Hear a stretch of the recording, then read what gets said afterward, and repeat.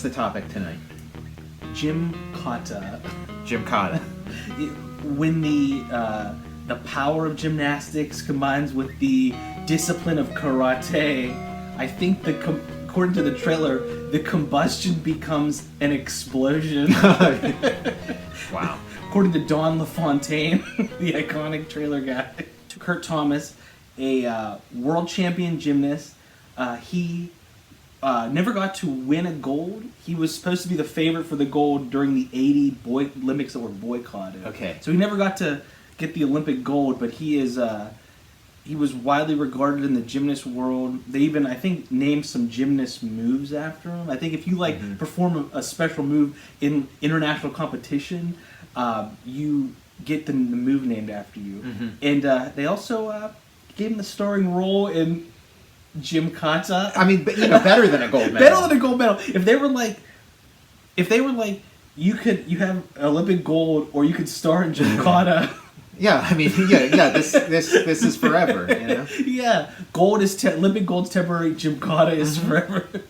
And I guess it was kind of good timing that we were going to talk about Gymkata when they just came out with a riff tracks. They did to accompany Gymkata. Yes, riff tracks released the audio sync up. So if you have a copy of Gymkata, I'm assuming our audience, everyone has a copy of Gymkata. Or they're going to get one after watching this. After watching this episode, you can sync up your riff tracks with it and listen. We have not heard it yet, but we can't wait. Yeah. The reputation of riff tracks, makes us expect that it's going to be really good, like a good combination.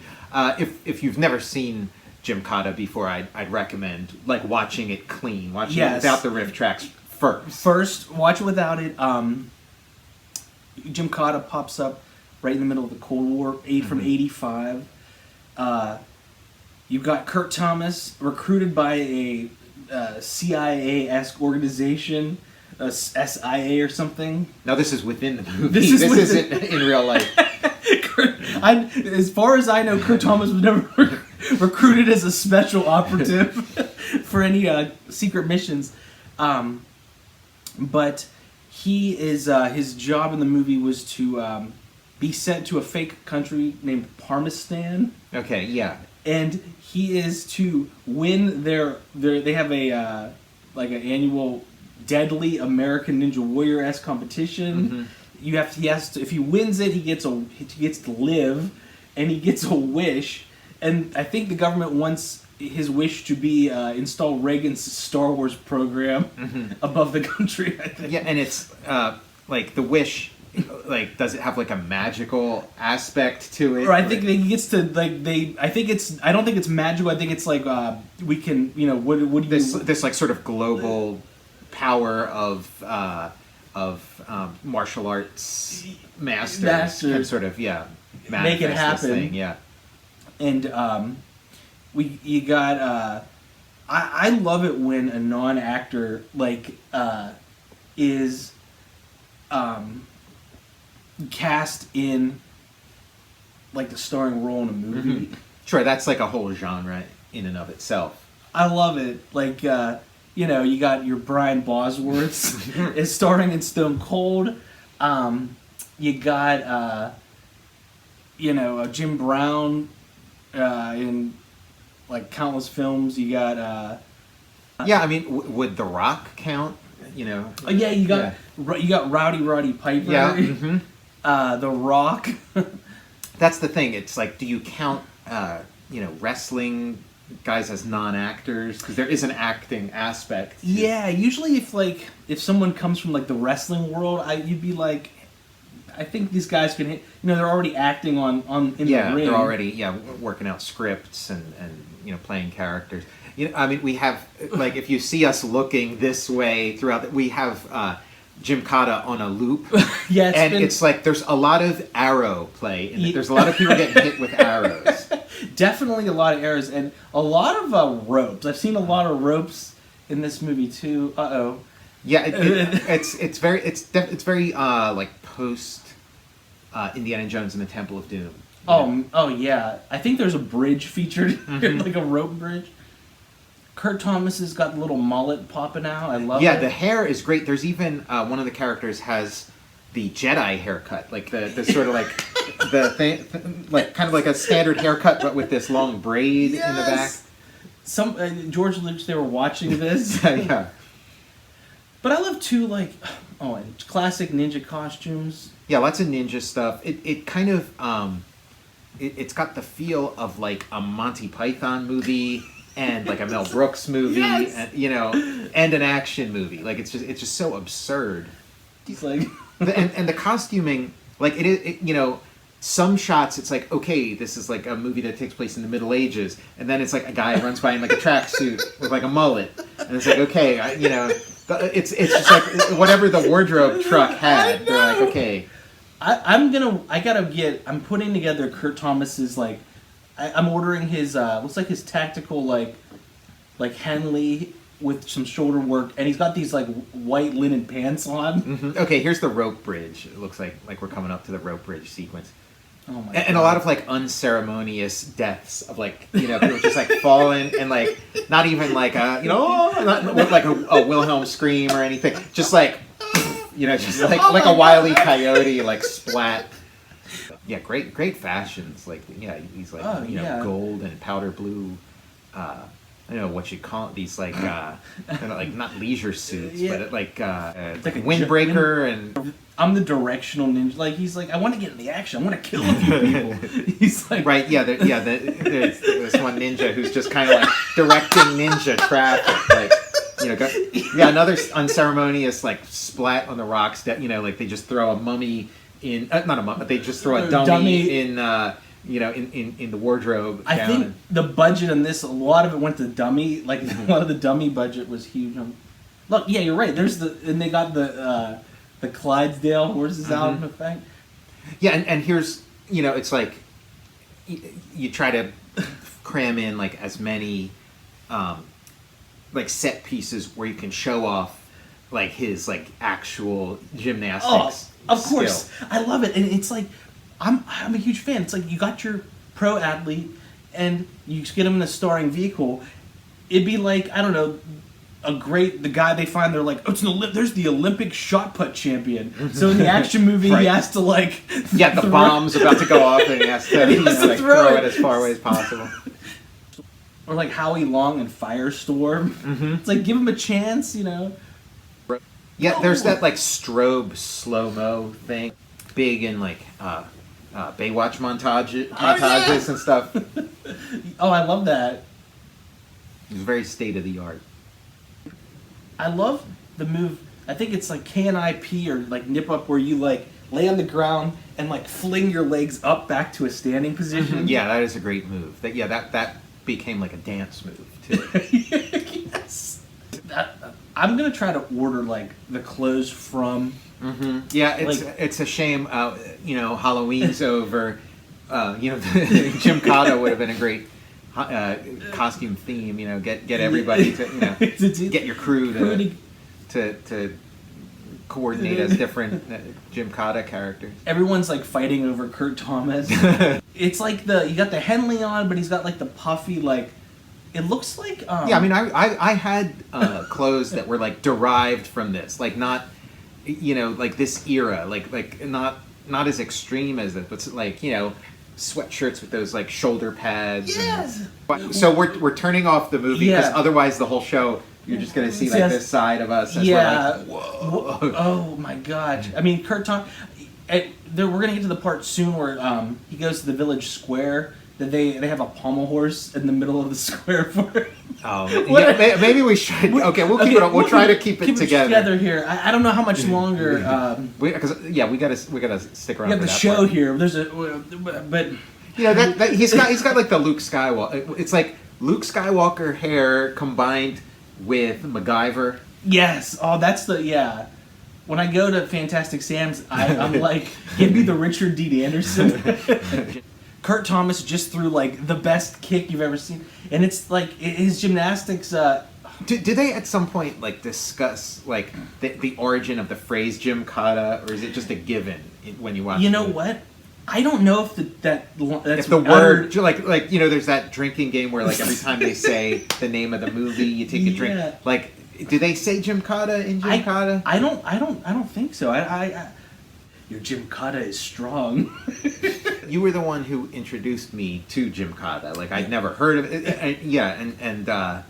It really changed my life. It's life changing. I put it on every so many weeks. Mm-hmm. So we're getting to the part with the pommel horse. Now, this is a Golden and Globus production. I'm not sure. It feels like it feels like one. I know it's a MGM. It had the MGM logo. Okay. But I don't know if they had the rights at some point. Like, I found this movie either through it was an Amazon recommendation, I think. Like, I bought one movie and they're like, you might like Gymkata or something. Mm-hmm. And it was or I think the trailer on YouTube somewhere. And the trailer is amazing. Like, the trailer is just unreal.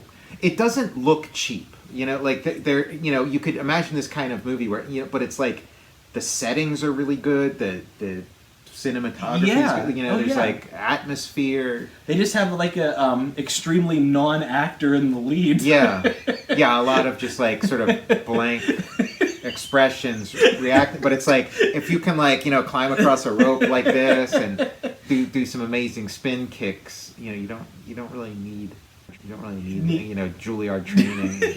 Like, Kurt shows Kurt Thomas like some black and white shots. He's like acting with like Laurence Olivier. I don't know if we mentioned he passed away very recently. He did in June. So this is kind of like we're on like a tribute to Kurt Thomas and Gymkata. There's that. After all those glowing things we just said. Oh no! Yeah. It's like this masonry, this like big stone thing. Like it looks like a well or something. Yeah. With like a bucket in it, but it happens to have like two little bars on it.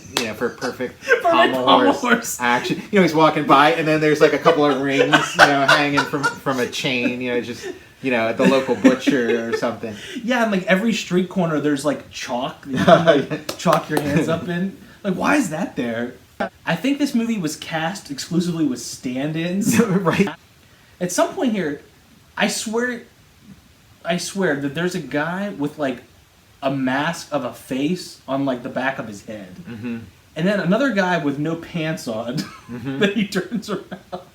Okay, yeah, now this guy he's fighting is like a total kind of like, okay, it's the Cold War, total like Russian cartoon. He's got like the furry hat, the sort of like Cossack outfit, and then he's got a sickle, like the hammer and sickle that he's fighting with. He falls out of the window with the Russian flag like wrapped in it. Yeah. He's like... I mean, he practically is the Russian flag. Yes. Yeah, the violence and gore is like really out of control. Like that's another sort of hallmark of this genre. Because it's like kind of goofy and fun, and then all of a sudden there's like a guy with like a stake through his and like a rake through his neck. But yes, now he's getting attacked by nuns. The unmasking, but it's like somebody you've not seen at all, like before. Like it's not like, oh, it's you. It's like, no, here, I'm gonna take off this guy's mask. It's just a random guy. Now, are we gonna see the pommel horse soon? I feel like there's some Chekhov's gun stuff here. Like we saw the pommel horse, and then a bunch of other stuff's gonna happen. Oh yeah, and then he's gonna start doing his thing on it. Look at this weapon, that like deadly. Yeah, again, the sickle. I'm waiting for a guy with a hammer and a sickle. Yes, we've seen hammers, we've seen sickles. I want to see a guy come at him with both. Like looks like a bunch of whirling dervish. Like, oh my god, it's his the guy he was competing against. Yeah, this is a video game. Like this is a bad Resident Evil sequel. Look, an arm reaches out of the window and grabs him. This is like Dragon's Lair. It's like just like this medieval village, and like everything in it is deadly. Oh. Everything in it is an obstacle or an opponent. You're right. It's a great set piece. Oh. And there's some more Chekhov's guns, or it better be. That better pay off. Seeing this close up of a rake. Somebody better get impaled on that. Oh, here we go. This is the. Okay, this is where the pommel horse. I think this is the guy with like the Met fake. Like okay. Why? And this guy too. I think that guy in the white robe might be this might be a possible Halloween costume. Oh my god. Yeah, it's a Monty Python movie. It's like a guy in like a monk's robe, this like white monk's robe with a hood, and then he's like beckoning him to Kurt Thomas to come close, and then he turns around and like the whole back of it's cut out and his like ass is hanging out. It's like I mean, I guess they were hedging their bets of like, okay, we can make this a serious martial arts movie or a spoof. A spoof. And I think they succeeded with the spoofing. Kurt has to be going for that pommel horse any minute. He's been in the town square. Okay, he has to fight the... Now, how about like some behind the scenes stuff? Like, has anybody involved with this gone on to other things? The director, the screenwriter, the stunt coordinator? I think the guy that wrote this, you know what? This might have been, I think it was adapted from another story. Like, okay. I don't know if it was a short story, if it was a novel, whatever it was. But the screenwriter, I think he did Blind Fury with Rutger Hauer. Okay. But like the director, like was he like some like experienced like old Hollywood guy who was like down on his luck, or was this like some new kid in town who I'm not sure. Mm-hmm. Yeah, these villagers don't seem to be on anybody's side. I thought they were like with the bad guys, but they're just they're sort of against anybody who like wanders in there. I think they're like, we've got to protect the pommel horse. The town was built around the pommel horse. It was like a King Arthur kind of thing, where like they just found this like pommel horse. They don't know where it came from. It's like this magical pommel horse. And they started building out from the pommel horse. And one day someone's gonna here it comes. One day somebody's gonna come and be able to like kick ass on it, and that's okay. No, this is perfect staging because it's like this long fight scene, and then now he's surrounded. No way out. Everybody's out to get him, and so he takes shelter at the pommel horse. And like this is what he was born to do. Like he looks so good on it. Yeah, and he's just spinning around, kicking everybody. And this is genius stuff. Yeah, okay, here we go. Yeah, this is what we bought your ticket for. Yes. Like you bought your ticket for fucking Kurt Thomas doing like windmill kicks around the pommel, kicking like every single like villager in the face. Yeah, like he was gonna be in the 80s. This is the sizzle reel. This is like how they got the rest of the movie made. It's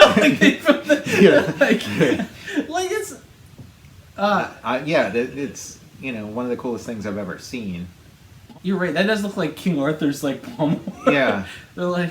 Yeah, because what else could it be? It's got to have some mystical usage. It was like.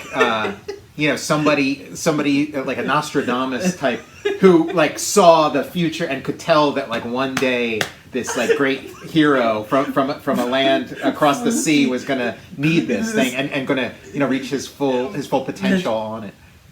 This is probably like your fantasy too if you spend your entire life training in gymnastics and the pommel horse that like one day this is gonna come in handy. Yes, like. It's going to be a life or death situation. And it's all going to be worth it. We got our money's worth. Like that was a long fight scene. Yeah. This is not, this. It sort of has like the cheapo movie high concept. You know what I mean? Yeah. And like the box art and everything. Yeah. It's like okay, this is going to be a real like piece of shit. But then it delivers like it does. Nonstop. I'd put it up there with. Enter the Dragon or something. Yes. It delivers in the same way. It really does, and like it doesn't look like cheap. It doesn't look cheap, like you're saying. Like this set looks good. I guess it was like an interesting moment in film history where it's like the high and the low kind of meet. The big studio. Like it was another one of those periods where like the big studios were in trouble. They were just like running out of ideas, and it's like they were, kind of desperate. So it's like they're getting some like Schlockhaus style stuff. I love it, and I miss putting some money into it. I miss the days when they just pump like a lot more movies out. Like they like the studios seem to release like fewer higher budget movies, right? And like like Warner Brothers or whatever would release like. Mid-budget, like 50, like like leading up to the current moment. you know, like Warner Brothers had had been way scaling back their output, you know. Yeah. Because it was like one miscalculation after another, you know. And then it'll put you behind the 8 ball with like your. Yeah, because I mean, they kept thinking they could get like a Marvel kind of thing. It's like, you know, they have all the DC superheroes. They could, like, why can't, and it was like, you know, Green Lantern didn't do it. You know, like the Batman, like at the post Christopher Nolan Batman movies weren't doing it. You know, it just wasn't. They just kept making one like. I think we got some, you know, Sin City 300 action where he found this like narrow alley that like he can defend against, you know, hundreds of people, and then he's gonna pull a Samson and make the whole thing crumble down and like just, you know, collapse on everybody. These are things that are ordinarily metaphors, you know, like out of the frying pan into the fire, except they're literal. Like there are there are barking dogs below him. There's like spikes above him. He's in this corner. There's a ninja over here. There's this angry mob, a pitchfork carrying mob, you know, behind him. Like, what else is gonna happen? Is this ninja gonna like catch fire? You know, like you know, like how do you increase the stakes? Now, I mean, it's a stone alley. I don't think those walls are gonna start like pushing together. I think that ninja might know him. Yeah, he's a friend. There was a similar shot in one of the Batman unfilmed scripts that we read. You know, except it'd be Robin doing this. Robin. And we got this what's it called, like terracotta Spanish style roofs, which is like a staple of you know, 80s action movies and then like 90s comics like Sin City and. Oh yeah, you'd see a lot of those roofs in like Beverly Hills Cop or like Commando. Yeah. So yeah, it's kind of like a Buster Keaton kind of thing, you know, like where it's you know, a story that kind of revolves around like sort of stunts and climbs and falls and doing a lot of falling and grabbing onto like ropes. Yeah, very rolling around. You know, and it's the 80s. It's like this video game era, and it is like, it feels like a video game. It feels like a side-scrolling, you know, run and jump, you know, like a platformer. A platformer, yeah. I mean, I was reaching for like a Phantom controller that wasn't there. Yeah, now it's like a Robin Hood movie. Oh my god! Yeah, they're all on horseback. Like, I never get tired of seeing like ninjas in this movie. Like, yeah, it's like they're just there for like a little bit of like spice here and there, just kind of like. Oh, a horse! He jumped like a ravine on a horse. Yeah, it's funny though, because like the way they film it, you're just looking at some dirt and some horse feet. And then they slow-mo it. Nothing spectacular happened at all. Like, you don't even see, like, the horse go over the camera. It's like this, like, implied jump. You know, film students watch Gymkata. You'll get a lot of tips for, like, getting the most for your money. You know, for a horse jump, you just throw a little bit of dirt at the edge of the screen, get in real close, watch the horse feet, and then add, like, a $6 Million Man sound effect. Like, you know, and slow-mo it a little bit at, you know. And he's still in white pants that are shockingly clean. Yeah, those. I am gonna put together I'm gonna get some clothes from the Kurt Thomas collection. Somebody probably could kickstart a like homebrew, you know, Gymkata video game. You know, oh my gosh, you know, put that's it out amazing. on Steam or something. You know.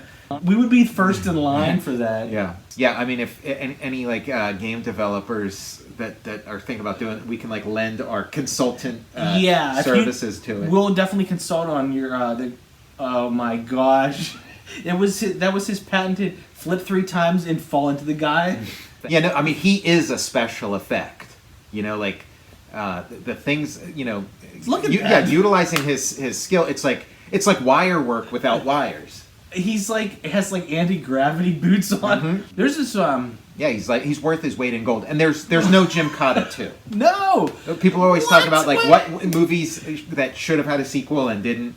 Gymkata. There should be like 10 Gymkatas by now, and we only got the one. There's a wrestler, I can't remember his name, but his nickname is the man that gravity forgot.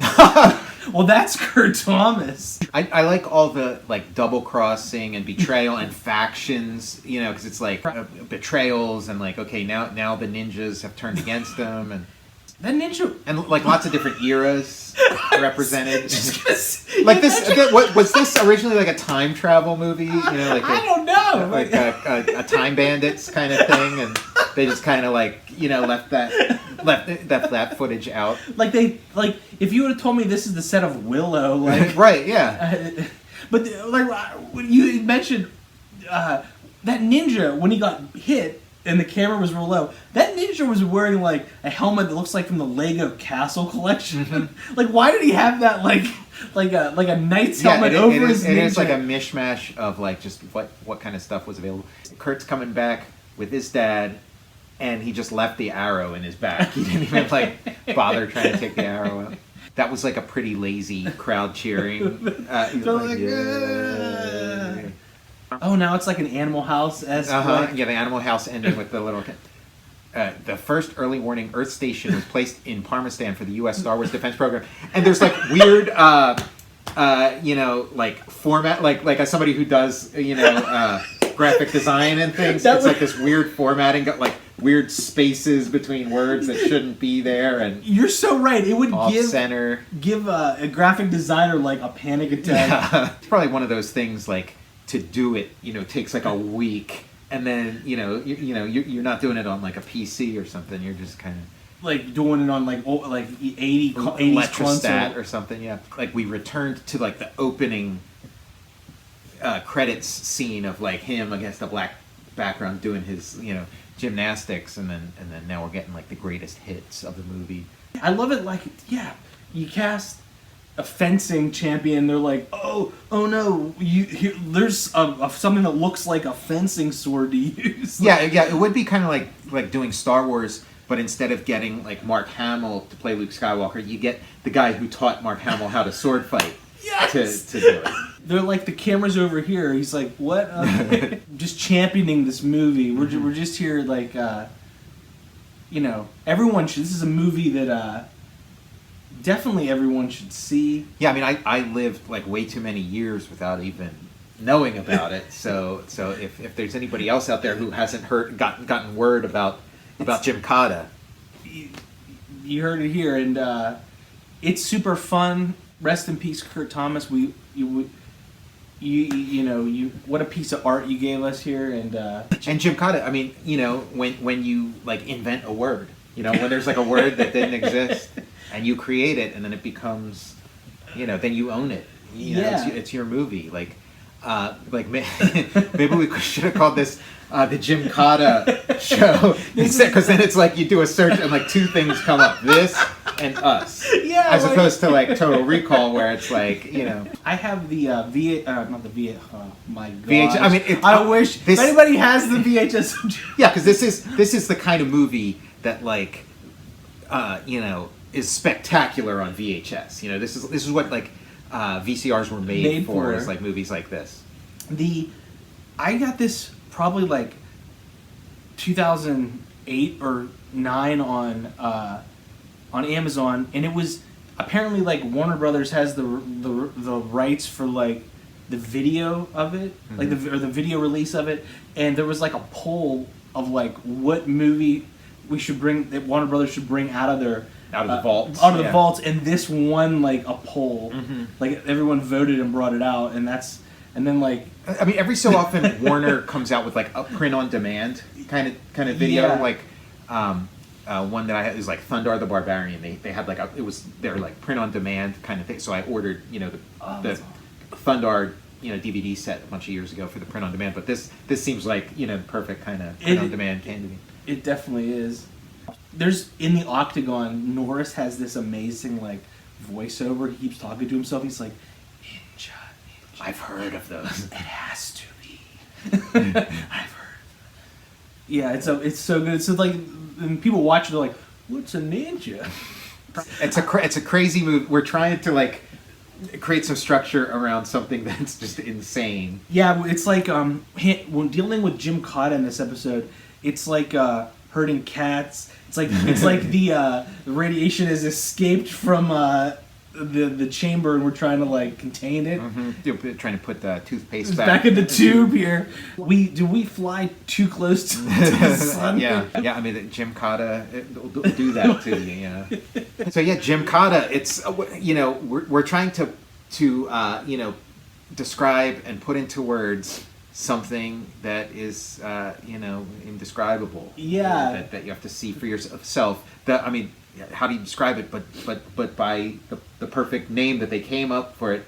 Gymkata. So it's one of my favorite words in the. It should be like Webster's word of the day. Yeah. We'll petition for it to get added. Oh, noticed Gymkata doesn't have like an R next to it or a TM. So I wonder, like, before we show this episode, we make our application. Yeah. The trademark registry the or patent whatever. the government patent office, and we're gonna register the Total Recall Enterprises. If you're watching this, we've already staked our claim to the word Gymkata. You've been watching the Gymkata episode of Total Recall. I'm Tom Scioli, author of Jack Kirby, The Epic Life of the King of Comics. And I'm Matt Zeoli. And you can follow me on Twitter at Tom Scioli or on Instagram at Tom_Scioli. You can follow me on Instagram at cinema_tomb. And you can follow the show on Twitter at Total Recall Show or on Instagram at Total_Recall_show.